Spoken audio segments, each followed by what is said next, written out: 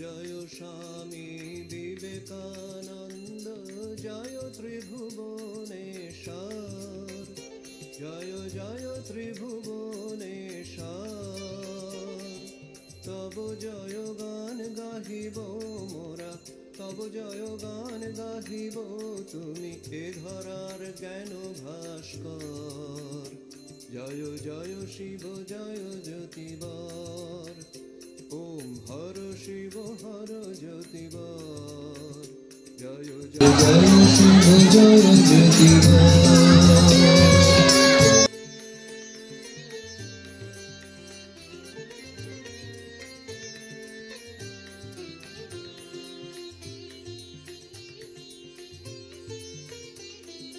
বাজিছে শঙ্খ আজি দিকে দিকে, হৃদয় নাচিছে নব ছন্দে, কত হৃদয় নাচিছে নব ছন্দে। যৌবন উথলিয়া ধায় যেন, যৌবন আজকে এই বিশেষ কার্যক্রম স্বামী বিবেকানন্দের জন্ম দিবস উদযাপন, নবীন বরণ, সেই সঙ্গে মাতৃপিতৃ পূজন এবং সাংস্কৃতিক অনুষ্ঠান। এই অনুষ্ঠানে আমরা আমাদের ফুলকুসমা গ্রাম পঞ্চায়েতের মাননীয় প্রধান মহাশয়াকে পেয়েছি। ওনাকে বরণ করে নেবেন রসপাল সরস্বতী শিশু মন্দিরের দিদি ভাইরা চন্দনের ফোঁটা এবং পুষ্প দিয়ে।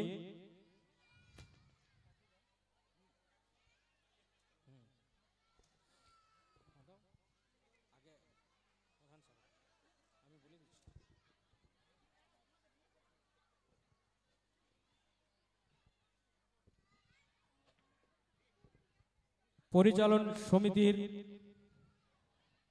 সদস্যকে আমাদের পুষ্প এবং চন্দনের ফোঁটা দিয়ে বরণ করে নিচ্ছেন দিদি ভাইরা। সদস্য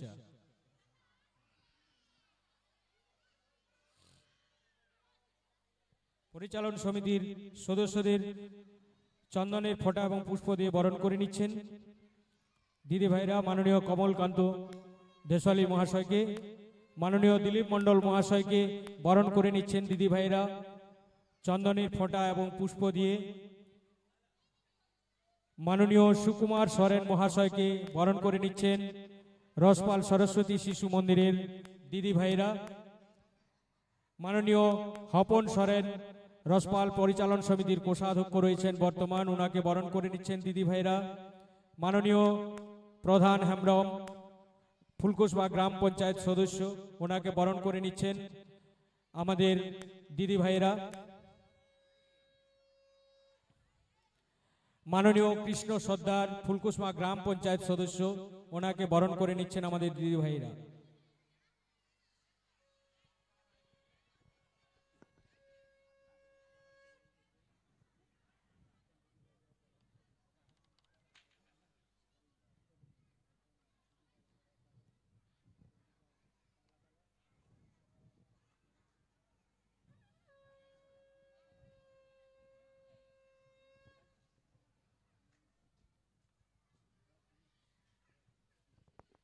আমাদের এরপর পরিচালন সমিতির সদস্য এবং মাননীয় প্রধান মহাশয়কে বরণ করে উত্তরীয় দিয়ে বরণ করে নিচ্ছেন আমাদের আরেক দিদি ভাই।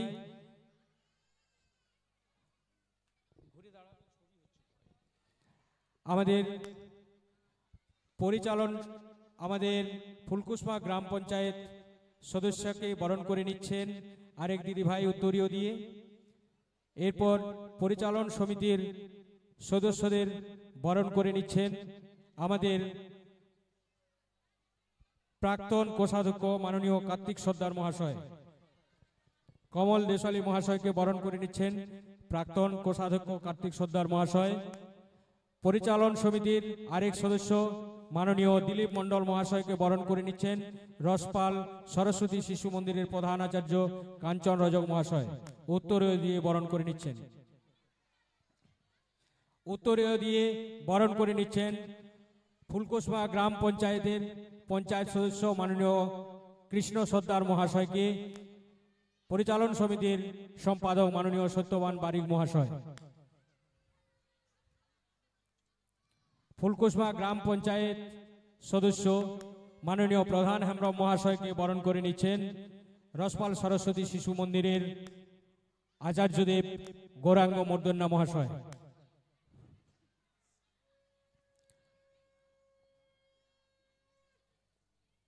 পরিচালন সমিতির বর্তমান পরিচালন সমিতির কোষাধ্যক্ষ মাননীয় হপন সরেন মহাশয়কে বরণ করে নিচ্ছেন রসপাল সরস্বতী শিশু মন্দিরের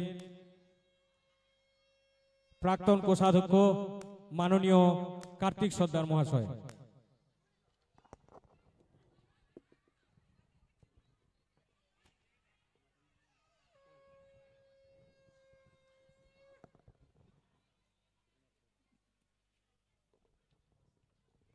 মাননীয় সনাতন বাস্কে মহাশয়, আপনি মঞ্চে আসুন, মঞ্চে আসন গ্রহণ করুন। মাননীয় সনাতন বাস্কে মহাশয়,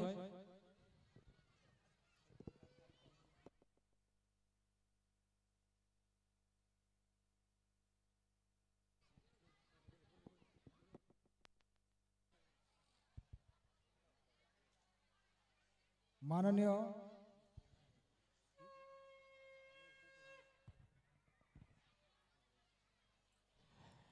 মাননীয় সুকুমার সরেন মহাশয় পরিচালন সমিতির সদস্য, ওনাকে বরণ করে নেবেন আমাদের পরিচালন সমিতির সভাপতি মাননীয় অমৃত দাস মহন্ত। উত্তরীয় দিয়ে বরণ করে নিচ্ছেন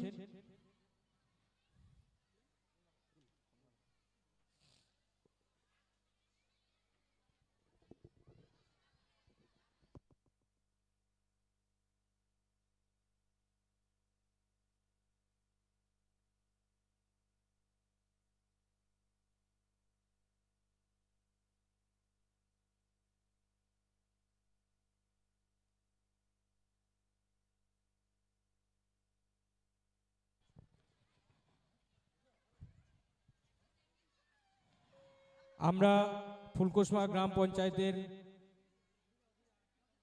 বর্তমান উপপ্রধান হিসাবে দায়িত্ব পালন করে চলেছেন মাননীয় সনাতন বাস্কে মহাশয়। ওনাকে চন্দনের ফোঁটা এবং পুষ্প দিয়ে বরণ করে নিচ্ছেন আমাদের দিদি ভাইয়েরা।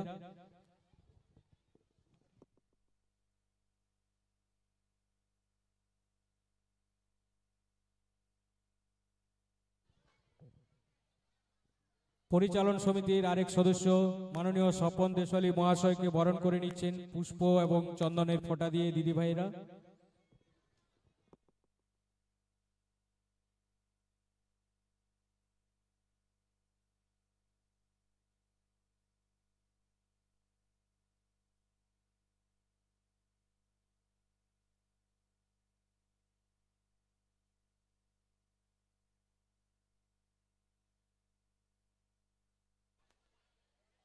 উপস্থিত হয়েছেন আমাদের ফুলকুসমা গ্রাম পঞ্চায়েতের বর্তমান উপপ্রধান মাননীয় সনাতন বাস্কে মহাশয়।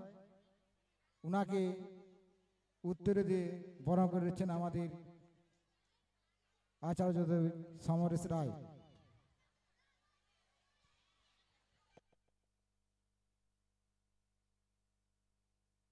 মাননীয় পরিচালন সমিতির সদস্য স্বপন দেশালী মহাশয়কে আমাদের দাদাভাই বরণ করে নিচ্ছেন।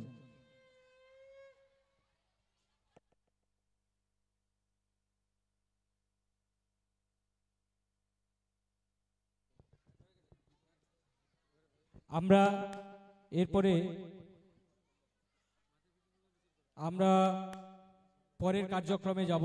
আমাদের এই কার্যক্রমের ইনারা সেই সময়কালীন উপস্থিত হননি, উপস্থিত হতে পারেননি বিভিন্ন কার্যসূত্রে।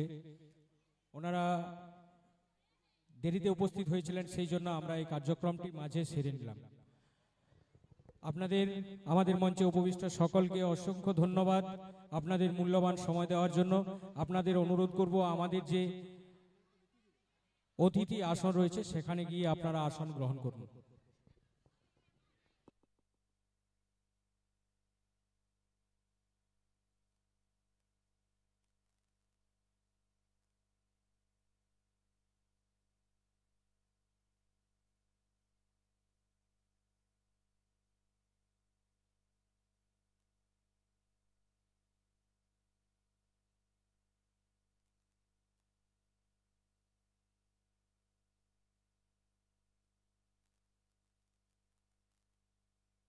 আমরা বিবেকানন্দের কর্মসূচিতে এগিয়ে যাব।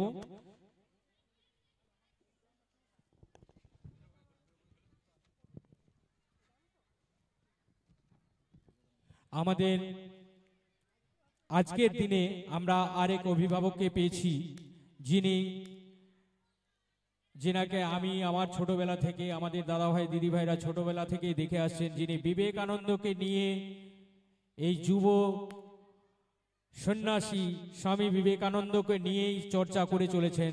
তিনি হলেন আমাদের সামনে মঞ্চে উপবিষ্ট রয়েছেন আপনাদের আসনে মাননীয় বিনয় মাহাতো মহাশয়। ওনাকে মঞ্চে আসার জন্য অনুরোধ জানান।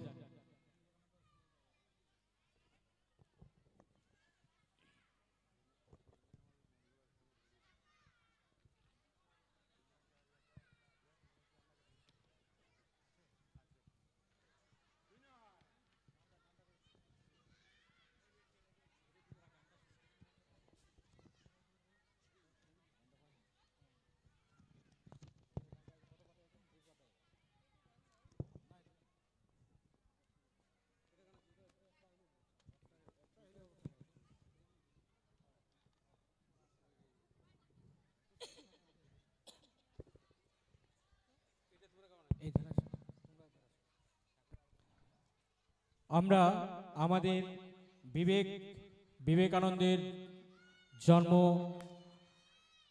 একটি সঙ্গীত গাইতে গাইতে সেই সঙ্গে চলবে আমাদের প্রত্যেক দাদা ভাই দিদি ভাই মঞ্চে যারা রয়েছেন সকলে বিবেকানন্দের যে প্রতিকৃতি রয়েছে চিত্র সেখানে পুষ্পার্ঘ নিবেদন করবেন।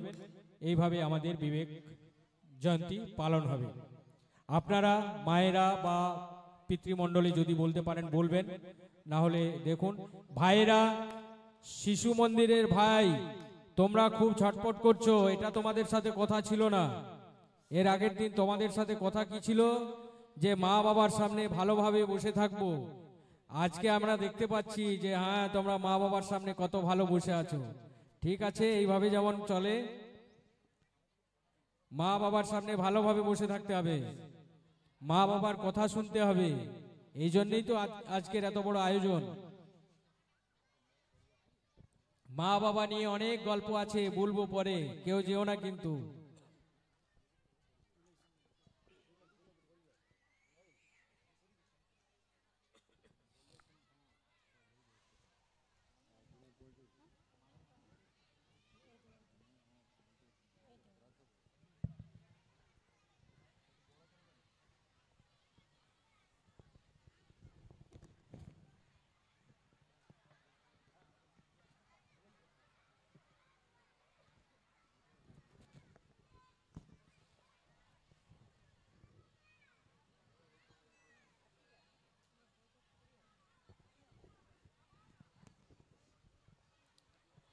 আজকের এই শুভ সন্ধিক্ষণে স্বামী সন্ন্যাসী স্বামী বীর বিবেকানন্দের জন্মদিন। সেই জন্মদিনে মাননীয় বিনয় মাহাতো মহাশয় স্বামীজির মূর্তিতে মাল্যদান করছেন। আজকের এই শুভ মুহূর্ত আমরা সকলেই জানি, আজকের দিনটি হচ্ছে যুব দিবস।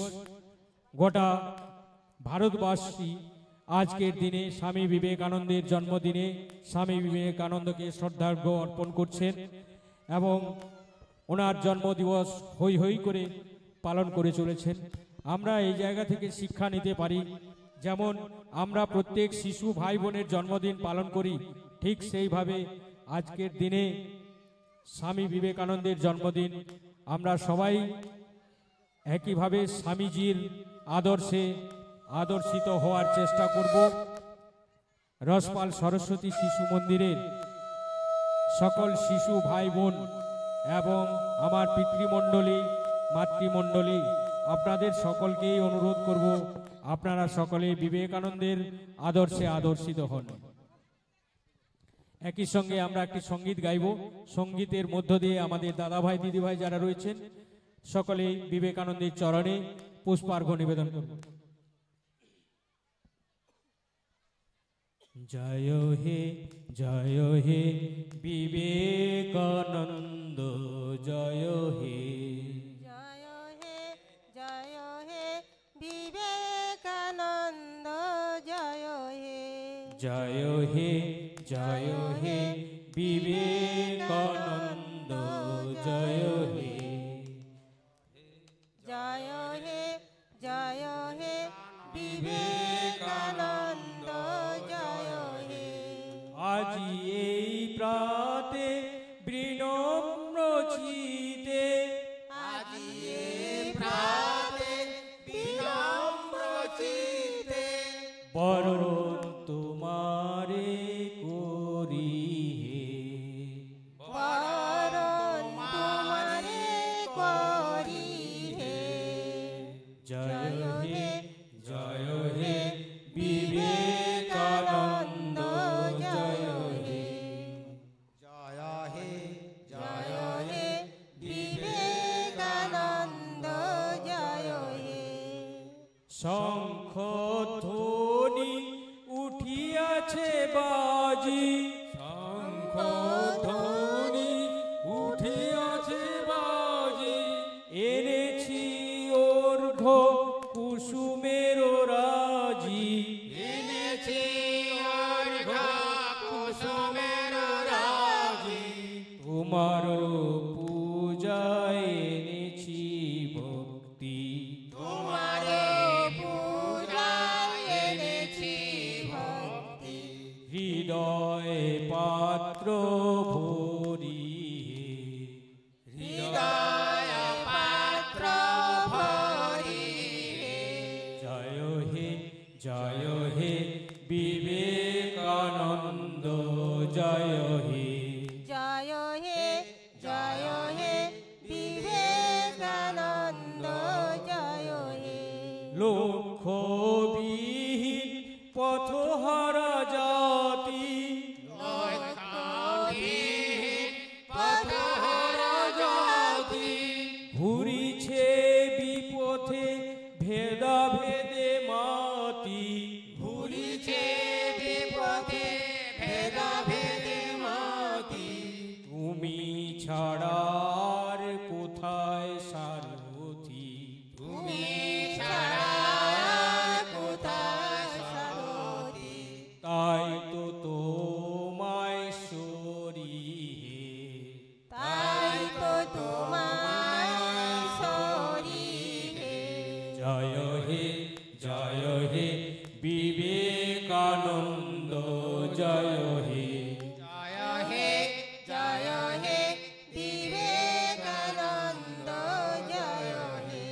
ক্লিবতাহীনতা করি অবসান, বিপদাহীনতা করি অবসান, দুর্বল দেহে আনো নব নব প্রাণ, দুর্লভ দেহে আনো নব নব প্রাণ, ধর্ম স্বদেশ করো মহিয়ান, ধর্ম স্বদেশ কর মহিয়ান, সকল দৈন হরি হে। সকল দৈন হরি হে। জয় হে বিবেকানন্দ জয় হে। জয় হে বিবেকানন্দ জয় হে। জয় হে বিবেকানন্দ জয় হে। জয় হে বিবেকানন্দ জয় হে। জয় হে বিবেকানন্দ জয় হে। জয় হে বিবেকানন্দ জয় হে। সকলকে বলবো সকলে পুষ্পার্ঘ্য নিবেদন করুন। আর সেই সঙ্গে স্বামীজি সম্পর্কিত সংক্ষিপ্ত বক্তব্য রাখবেন আমাদের রসপাল সরস্বতী শিশু মন্দিরের দিদিভাই মাননীয় মুক্তা পণ্ডা রায় মহাশয়া। ওনাকে আজকের এই শুভ দিন স্বামীজি সন্ন্যাসী বীর স্বামী বিবেকানন্দের জন্মদিন সম্পর্কিত সংক্ষিপ্ত আকারে সহজ সরল ভাষায় গল্পের আকারে দু চারটি বক্তব্য রাখার জন্য অনুরোধ করছি। আর এই বক্তব্যর একদম অন্তিম লগ্নে গিয়ে আমরা মাতৃপিতৃ পূজন কার্যক্রম শুরু করব।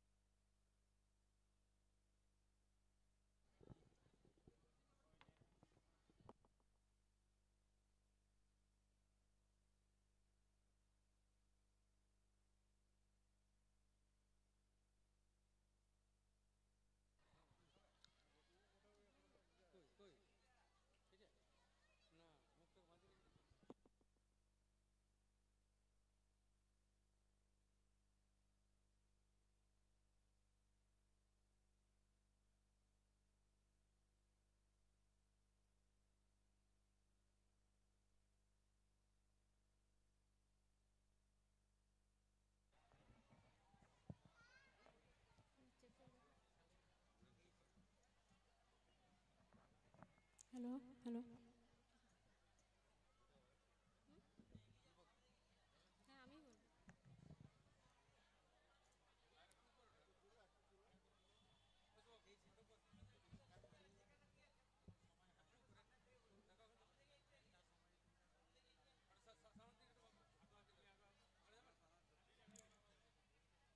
নমস্কার।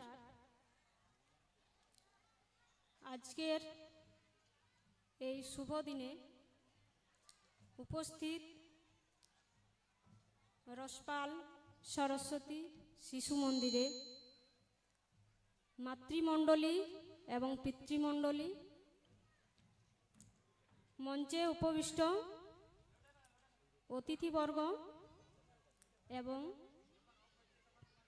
বাইরে উপবিষ্ট অতিথিবর্গ এবং আমার স্নেহের ভাই বোনেরা, সকলকে যথাযোগ্য স্থানে আমার সম্মান, প্রণাম, শ্রদ্ধা ও ভালোবাসা শুভেচ্ছা জানাই। আজকে আমরা সব মাতৃমণ্ডলী এবং পিতৃমণ্ডলী সকলে উপস্থিত হয়েছি। আমরা জানি যে আজ মাতৃপূজন এবং পিতৃপূজন অনুষ্ঠানটির জন্য, কিন্তু এই অনুষ্ঠানটি ছাড়াও আমাদের আজকের দিনটি একটি বিশেষ গুরুত্বপূর্ণ দিন। সেই দিনটি হচ্ছে স্বামী বিবেকানন্দের জন্মদিন। 1863 সালের আজকের দিনেই অর্থাৎ 12ই জানুয়ারি তিনি জন্মগ্রহণ করেন আমাদের প্রাণের শহর কলকাতায়। তো স্বামী বিবেকানন্দ ছিলেন অত্যন্ত মেধাবী এবং তার খেলাধুলার প্রতি ছিল প্রচুর আকর্ষণ এবং তিনি খেলাধুলো করতে খুব ভালোবাসতেন। তিনি খেলাধুলার জন্য একবার একটা পুরস্কারও পেয়েছিলেন বক্সিংয়ে, তিনি চ্যাম্পিয়ন হয়ে। তার মা বাবা শিক্ষা দেওয়ার পদ্ধতি ছিল অসাধারণ। তিনি সব সময় তাকে সত্যের পথে পরিচালিত করার জন্য শিক্ষা দিতেন। তাদের সংসারের জন্য কোনো অসুবিধা ছিল না, তাদের রাজকীয়ভাবে চলতো। এবং স্বামী বিবেকানন্দের পিতা বিশ্বনাথ দত্ত, তার রাজকীয় চলতো এবং তিনি তার আত্মীয় স্বজন অনেকেরই সংসার চালানোর জন্য খরচ নির্বাহ করতেন। তো তার ছেলেবেলা খুব ভালোভাবে কাটে। এরপর তার শুরু হয় তার বাল্যকাল। বাল্যকালে তিনি খেলাধুলা, জিমনাস্টিক, সাঁতার, তারপরে রাম সীতার পুজো করতেন, ধ্যান ধ্যান খেলতেন, এসবেই কিন্তু তিনি খুব ভালোবাসতেন খেলতে। তারপর শুরু হয় তার পড়াশোনার জীবন। তিনি কলকাতার মেট্রোপলিটন স্কুল থেকে প্রথম পড়াশোনা শুরু করেন। তো মেট্রোপলিটন স্কুল থেকে পড়াশোনা শুরু করার কিছুদিন পরেই তার বাবা বিশ্বনাথ দত্ত তিনি বাইরে চাকরির জন্য বদলি হয়ে যান মধ্যপ্রদেশের এক জায়গাতে। তো সেখানে কোনো ভালো স্কুল না থাকায় তিনি কি করতেন না তার বাবার কাছে পড়াশুনো করতেন এবং বাড়িতে বসেই পড়াশুনো করতেন। তো কি হয়, সেখানে ভালো স্কুল না থাকার জন্য তিনি আবার সেই দেশের শহর কলকাতায় ফিরে আসেন। কলকাতায় ফিরে আসার পর তিনি সেখানে তৃতীয় শ্রেণীতে ভর্তি হন এবং তারপর কিছুদিন পর তিনি এন্ট্রান্স পরীক্ষা দিয়ে প্রথম বিভাগে পাস করেন। তো সেই পড়াশুনোর সময়ে তার একটা খুব ভালো গল্প আছে যে নরেন্দ্রনাথ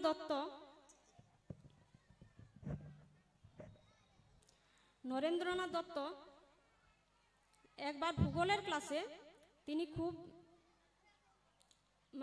শিক্ষক মহাশয় জিজ্ঞেস করছেন তাকে একটা প্রশ্ন, তিনি পড়াতে পড়াতে একটা প্রশ্ন জিজ্ঞেস করলেন, কিন্তু নরেন্দ্রনাথ সেই প্রশ্নটার সঠিক উত্তর দিয়েছিলেন, কিন্তু শিক্ষক মহাশয় মনে করলেন যে তার প্রশ্নটা ঠিক হয়নি, ভুল হয়েছে।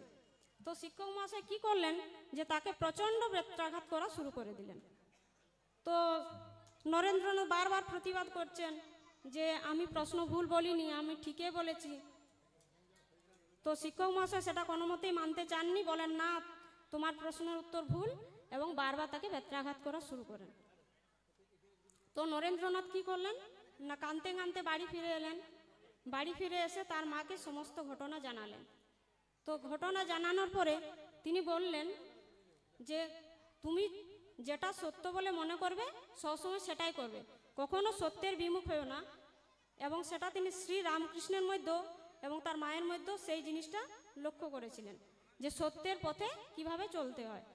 তো সেই সত্যকে ধরে চলার জন্যই তিনি তার পরে একটা কথা বলে গিয়েছিলেন যে সত্যের জন্য সব কিছুই ত্যাগ করা যায়, কিন্তু কোনো কিছুর জন্যই সত্যকে ত্যাগ করা যায় না। এরপর আর একটা গল্প আছে, ওর পড়াশুনো চলাকালীন ভূগোলের ক্লাসে একবার তিনি কি করছেন না নরেন্দ্রনাথ খুব ভালো গল্প করতে পছন্দ করতেন।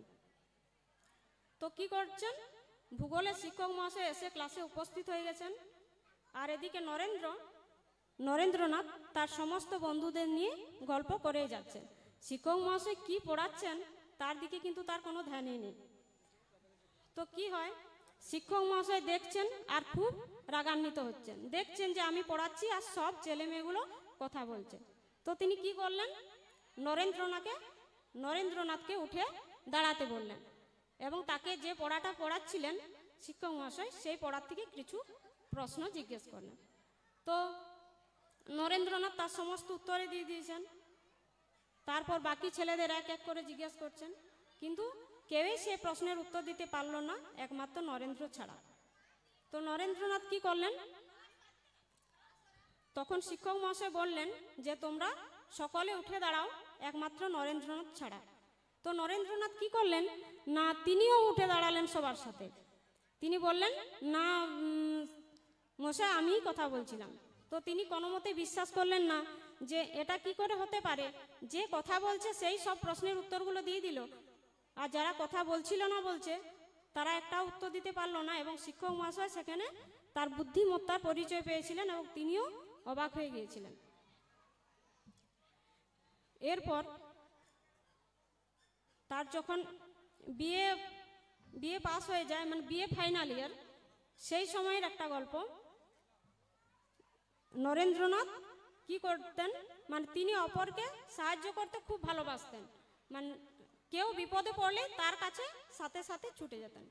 তো কি হয়, একদিন তারই এক বন্ধু হরিদাস, অত্যন্ত দরিদ্র, সে তার পরীক্ষার ফি টাকাটা কোনো মতেই জোগাড় করতে পারছে না। আর দুদিন মাত্র সময়, সেই সময়ের মধ্যে টাকা জমা দিতে না পারলে সে কিন্তু পরীক্ষায় বসতে পারবে না। তো কি হয়, নরেন্দ্রনাথ কি করলেন, তিনি জানতেন যে ওই কলেজের কেরানি রাজকুমার বাবুর হাতে সেই টাকাটা মকুব করার ব্যবস্থা আছে, তিনি চাইলেই সেটা করতে পারেন, কারণ এই রকম দু একটা দুস্থ গরিব ছেলেদের সাহায্য করাই যায়।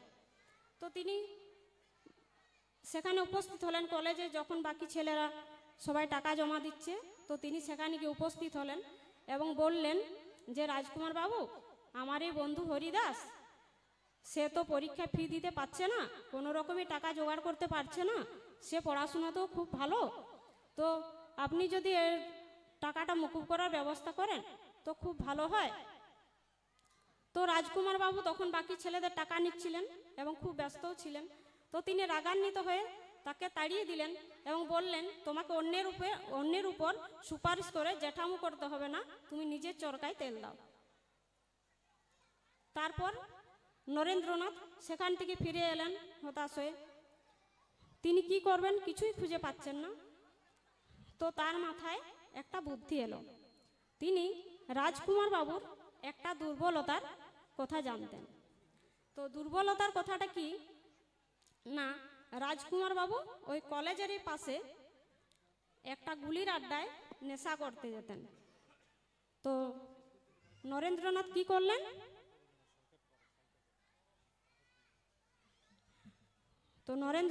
করলেন, না সে রাজকুমার বাবুর সে গুলির আড্ডার দোকানের এক পাশে দাঁড়িয়ে রইলেন। তো যখনই দেখলেন যে রাজকুমার বাবু সেখানে গিয়ে উপস্থিত হয়েছেন, হঠাৎ নরেন্দ্রনাথ সেখানে তার মুখোমুখি গিয়ে দাঁড়ান এবং যখনই নরেন্দ্রনাথকে রাজকুমার বাবু দেখতে পান তখন তিনি লজ্জিত হয়ে পড়েন এবং তখন নরেন্দ্রনাথ বলেন যে যদি আপনি ওই হরিদাসের টাকাটা মকুব না করে দেন তো আপনার এই কুকীর্তির কথা আমি সারা কলেজময় ছড়িয়ে দেব। তো এই কথাটা শোনার পর রাজকুমার বাবু খুব হতভম্ব হয়ে যান এবং তিনি বলেন, হ্যাঁ, নরেন্দ্রনাথকে বলেন, হ্যাঁ তুমি যা বলছো তাই হবে, এবং সেই টাকাটা তিনি মকুব করে দেন। এইভাবে এরপর তার বিএ পরীক্ষা হওয়ার পর তিনি ফাইনাল ইয়ার পাস করেন। এরপর তিনি বিভিন্ন দেশে দেশে ঘুরে বেড়ান। বিভিন্ন দেশে ঘুরতে ঘুরতে তার বিভিন্ন অভিজ্ঞতা হয়, তিনি বিভিন্ন জায়গায় বক্তৃতা দেন, বিভিন্ন গল্প বলেন, বিভিন্ন লাইব্রেরিতে বই সংগ্রহ করেন এবং সেখানে প্রচুর পড়াশোনা করতে থাকেন এবং অগাধ জ্ঞান সঞ্চয় করেন। তার কিছুদিন পরে তার পিতা 1884 সালে তার পিতা দেহত্যাগ করেন এবং 1886 সালে তার কিছুদিন পরে শ্রী রামকৃষ্ণদেব এর দেহাবসান হয়। তারপর তিনি সেখানে 1886 সালে একটা মঠ তৈরি করেন যার নাম দেন শ্রী রামকৃষ্ণ মঠ, এবং শ্রী রামকৃষ্ণ মঠে থেকে সেখানে তার 12 জন বন্ধু মেলে তিনি সন্ন্যাস ধর্ম গ্রহণ করেন এবং সে সন্ন্যাস ধর্ম গ্রহণের পর তার নাম হয় বিবি দিশানন্দ। কিন্তু সে বিবি দিশানন্দ নামে কিন্তু তিনি বাইরে যখন পরিব্রাজকে বেরিয়ে যেতেন তিনি কিন্তু সে বিবি দিশানন্দ নামে আর পরিচয় দিতেন না। তিনি কি নাম দিতেন, কখনো সচ্চিদানন্দ, কখনো বিবেকানন্দ। তো সেই বিবেকানন্দকেই আমরা আজকে বিবেকানন্দ বলে চিনছি, কারণ তার বিবি দিশানন্দ নামটা অত আমরা পরিচিত নই। নমস্কার। আজকে সংক্ষেপে এই কয়েকটি কথা বলে বিবেকানন্দ সম্পর্কে ওনাকে নমস্কার জানিয়ে আমি আমার কথা শেষ করছি। দিদিভাইকে অসংখ্য ধন্যবাদ। রসপাল সরস্বতী শিশু মন্দিরে আজকের এই শুভ সন্ধিক্ষণ, সেই শুভ সন্ধিক্ষণে বিবেকানন্দের, স্বামীজি বিবেকানন্দের কয়েকটি গল্পের মাধ্যমে আমাদের বুঝিয়ে দিলেন আসলে বীর সন্ন্যাসী স্বামীজি কে ছিলেন এবং তার চারিত্রিক বৈশিষ্ট্য।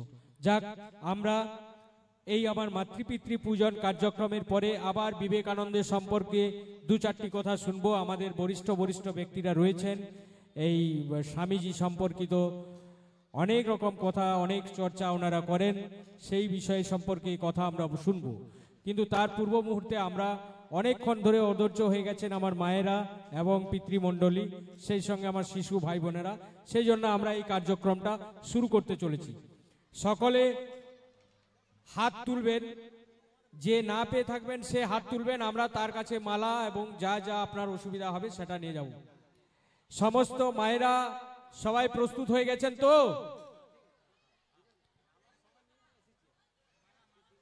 মালা সকলে পেয়েছেন? যে না পেয়েছেন আপনারা বলুন যে আমি মালা পাইনি, আপনার কাছে মালা আমরা নিয়ে যাব। হাত তুলবেন, যে মালা পাননি হাত তুলবেন। সেই সঙ্গে বলি, বাতাসা নকুলদানা সবার কাছে আছে? আপনার নেই? ঠিক আছে, আপনার ওখানে দাদা ভাই যাচ্ছে, নিয়ে যাচ্ছে। বাতাসা নকুলদানা মালা এগুলো যদি কারো অসুবিধা হয়ে থাকে তাহলে আমাদের দাদা ভাই দিদি ভাইরা ওখানে আপনাদেরকে দিবে। দাদা ভাই দেখুন গেছে বাতাসা নিয়ে।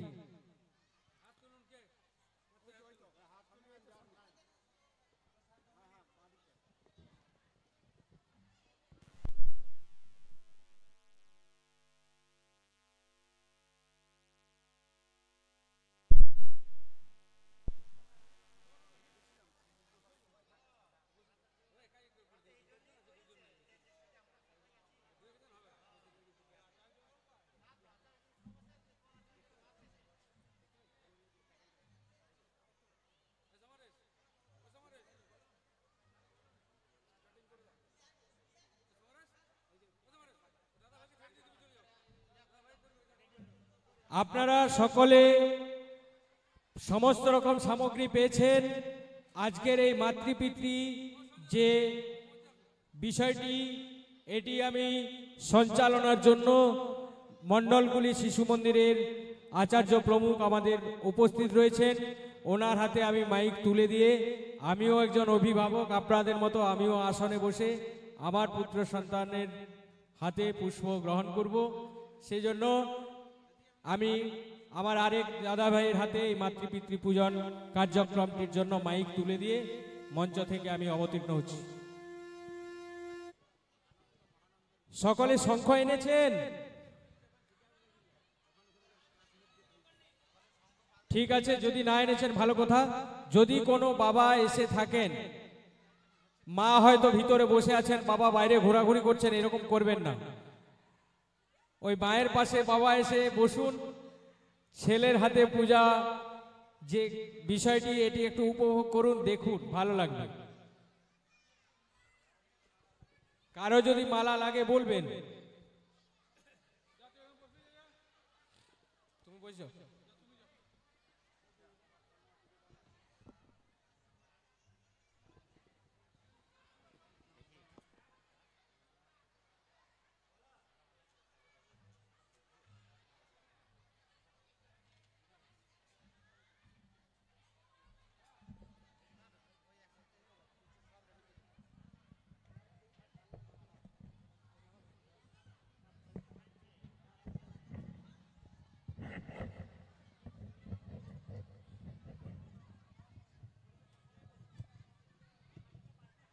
Hello hello hello check hello hello hello hello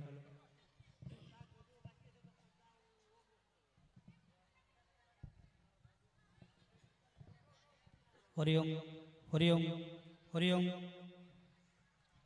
Hariom Hariom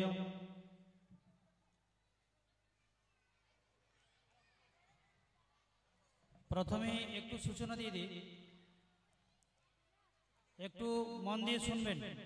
প্রথমে একটু সূচনা দিয়ে দিই,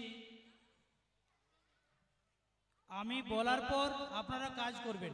আগে শুনবেন মন দিয়ে, মন দিয়ে ঘটনাটা শুনতে হবে, তারপর কাজ করবেন।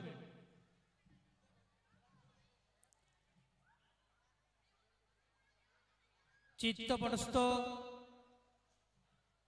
বিদ্যার আরাধ্য দেবী মাতা সরস্বতী, বিশ্ব ব্রহ্মাণ্ডের চিহ্নস্বরূপ অঙ্কার ও গরিয়সী ভারত মাতাকে জানাই আমার যথাযোগ্য স্থানে সম্মান। আজ আমরা একটা বিশেষ দিনে সমবেত হয়েছি। আমাদের সকলেরই জানা আজকের এই বিশেষ দিনটি হলো স্বামী বিবেকানন্দের জন্মজয়ন্তী। সেই স্বামী বিবেকানন্দকে শতকোটি প্রণাম জানিয়ে এবং সামনে উপবিশিষ্ট মা বাবাদের যথাযোগ্য স্থানে সম্মান ও আশীর্বাদ নিয়ে যে রসপাল সরস্বতী শিশু মন্দিরের মূল অনুষ্ঠান মাতৃপিতৃ পূজন আমি শুরু করছি। প্রথমেই অংশগ্রহণকারী সকলে সোজা হয়ে ধ্যানস্থিতি অবস্থায় বসুন। সকলে সোজা হয়ে ধ্যানস্থিতি অবস্থায় বসবেন। সিদ্ধরা সোজা থাকবে।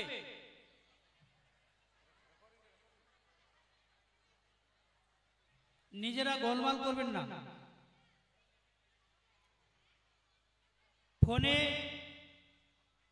ফোন করবেন না। সকলে ধ্যানস্থিতি অবস্থায় বসুন, চোখ বন্ধ করুন। এই অবস্থায় 3 বার ব্রহ্মনাথ দিন, 3 বার ব্রহ্মনাথ দিবেন। ও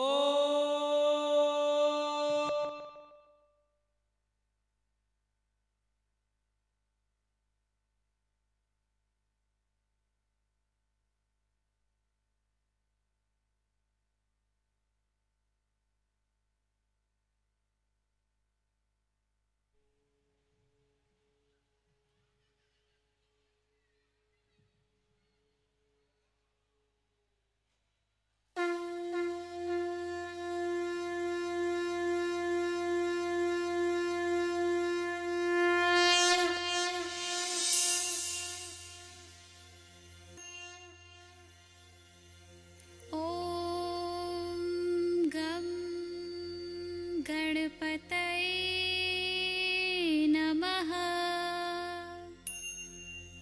ॐ श्री सरस्वत्यै नमः। ॐ श्री गुरुभ्यो नमः।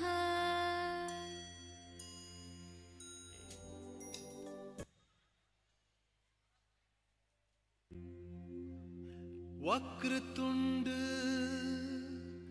महाकाय सूर्यकोटि समाप्रभ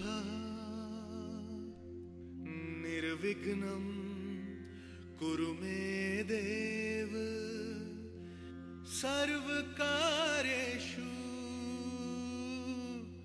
सर्वदा।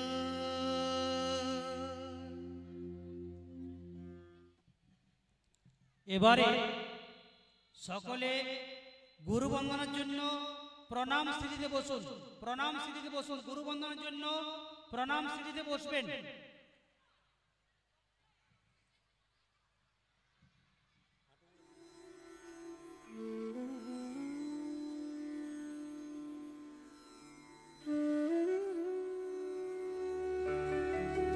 गुरुर्ब्रह्मा गुरुर्विष्णु गुरुर्देवो महेश्वरः गुरुर्साक्षात् परब्रह्मा तस्मै श्री गुरवे नमः।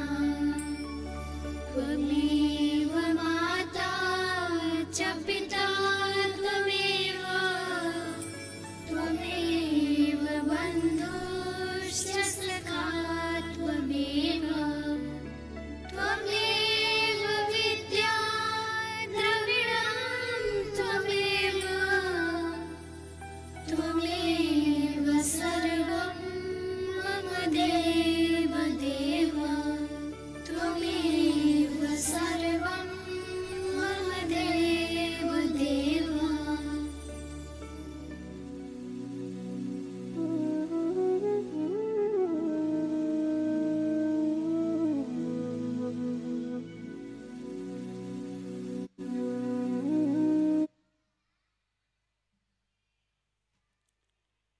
পিতামাতার মহিমা শত শত কোটি প্রণাম। মাতা পিতা এবং সদ্গুরুর চেয়ে অন্য কারো স্থান উঁচু নয়। মাতা পিতা এবং সদ্গুরুর তুলনা এই সৃষ্টির অন্য কারো সাথে তুলনা করা চলে না। মা বাবা নিজের জীবন সন্তান সন্ততির পালনে সমর্পিত করে। শাস্ত্রে আছে, ঈশ্বর প্রতি ঘরে অবতীর্ণ হন না। এই জন্য ভগবান মাতা পিতার সৃষ্টি করেছেন। একটি শিশুর কাছে তার পিতা এক নদীর সমান এবং মা সেই নদীর শীতলতা। যদি আমি আমার শরীরের অঙ্গ দিয়ে পাদুকা তৈরি করে পরাই, তবু তাদের ঋণ থেকে আমরা মুক্তি হতে পারবো না। কিন্তু কেন? স্বামী বিবেকানন্দ বলতেন, মাকে অন্য কারোর সাথে তুলনা করা চলে না। স্বামী বিবেকানন্দ সন্ন্যাস হয়ে মাঝে মাঝে মায়ের কাছে যেতেন। তা দেখে অন্য সন্ন্যাসীরা স্বামীজিকে বলতেন, কিসের সন্ন্যাসী তুই? মায়ের মায়া ত্যাগ করতে পারিস না, আবার সন্ন্যাসী? তাদের উত্তরে স্বামীজি বললেন, আরে যদি সন্ন্যাসী ছেড়ে দিতে হয় ছেড়ে দেব, তো মাকে কোনোদিন ভুলতে পারবো না। আর কেন মায়ের কাছে যাই জানিস? বলে, আয় এখানে আয়। পেটের মধ্যে একটা 5 কেজি ওজনের পাথর বেঁধে দিয়ে বললেন, যা একবার ঘুরে আয়। সেই সন্ন্যাসী তখন হাড়ে হাড়ে টের পেয়েছে, এই হচ্ছেন মা। মা হলেন একটি শরীরের, একটি পরিবারের মেরুদণ্ড। তিনি একমাত্র নিজের ব্যক্তিত্বের মধ্য দিয়ে সন্তান, পরিবার এবং সমাজকে প্রভাবিত করেন। মা যদি প্রসন্ন থাকেন, তবে গৃহে আনন্দ আর কল্যাণের বাতাবরণ দেখতে পাওয়া যায়। মাতার সরলতা, মাধুর্যতা, মমতা, সদ্গুণ, কলাত্মকতা তার সম্পূর্ণ সমাজ পরিবারকে প্রভাবিত করতে পারেন।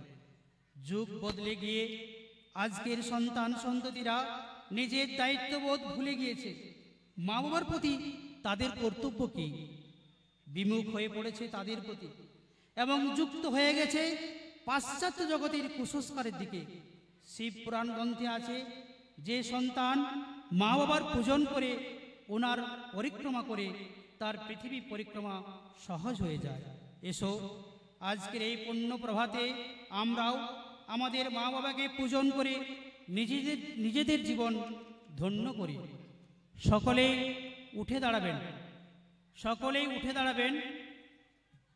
এরপর মন্ত্র শুরু হওয়ার পর শিশুরা তোমরা নিজের মা বাবাকে হাত ধরে বসাবে। সকলেই উঠে দাঁড়াবেন।